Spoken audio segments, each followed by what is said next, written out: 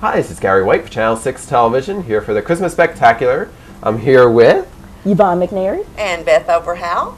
And we're having our Christmas Spectacular. It's been a lot of fun. Yes, We've had some of our friends from Springfield that had brought us some of the religious elements of Christmas, because we were talking about there's lots that's encompassed in Christmas, and they did a great job.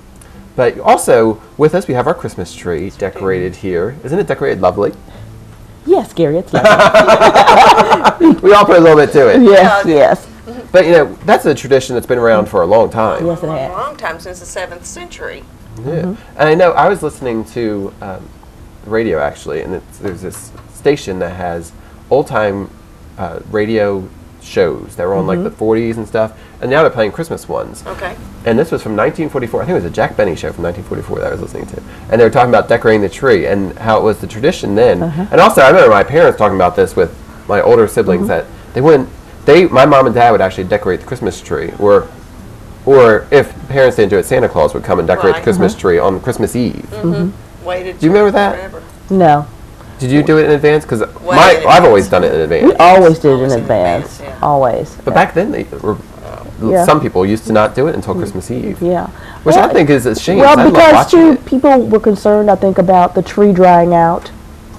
So they didn't have the same means that we have today of keeping the tree, That moist. tree's not drying out. That tree is dry.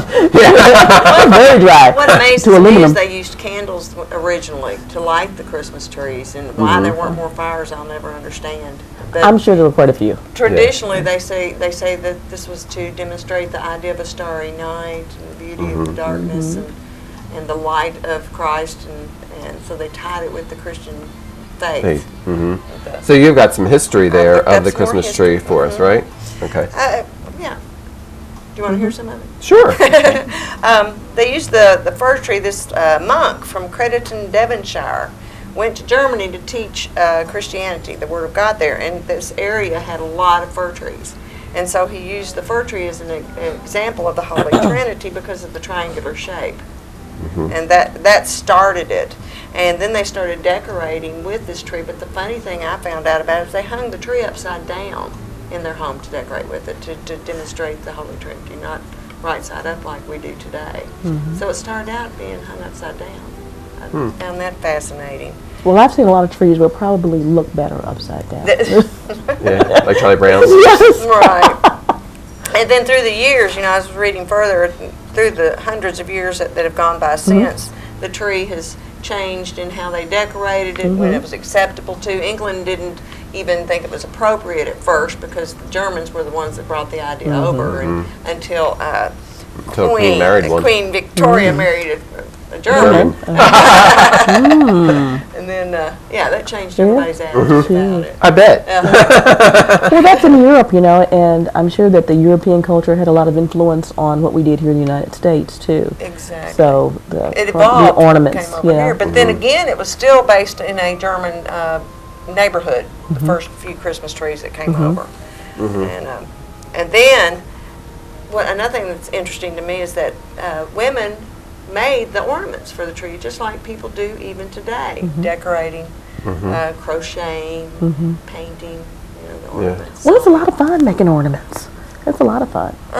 So I wouldn't have it any other way, than stand around on a Saturday afternoon or Sunday afternoon and make ornaments and Think how paint dark and it color. gets so dark so early, in the winter. They had to have something to do at night. They didn't have televisions and That's right. other entertainment. They couldn't sit around and watch the Channel 6 television No, they Christmas couldn't. Spectacular. No, they couldn't. Today. Too bad. I know. Those poor people. Yeah. Well, we also have another great Central Kentucky singer that's going to be joining us, too, to Yes. sing. Angela Nance, Yes. who always does a Beautiful great voice. job. Yes. Yes, she has a beautiful One of my voice. favorite singers, yes. Yes.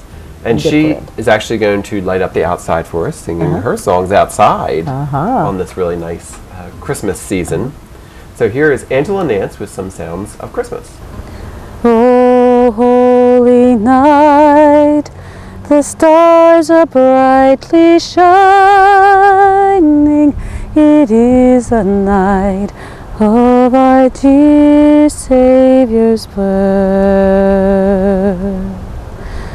Long lay the world in sin and error pining, till he appeared and the song felt its worth. A thrill of hope, the weary world rejoicing, for yonder break a new and glorious morn. Fall on your knees, oh, hear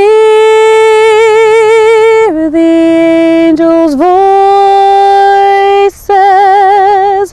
oh, night divine, oh, night when Christ was born, oh, night divine, oh, night when Christ was born.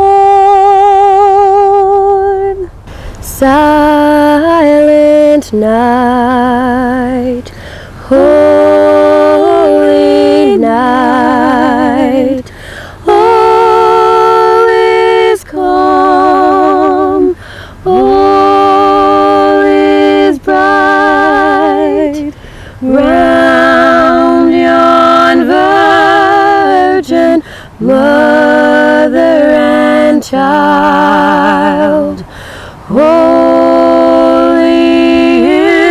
infant, so tender and mild, sleep in heavenly peace,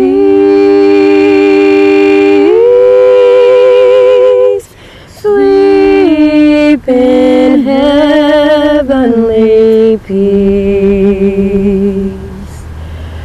Silent night, holy night,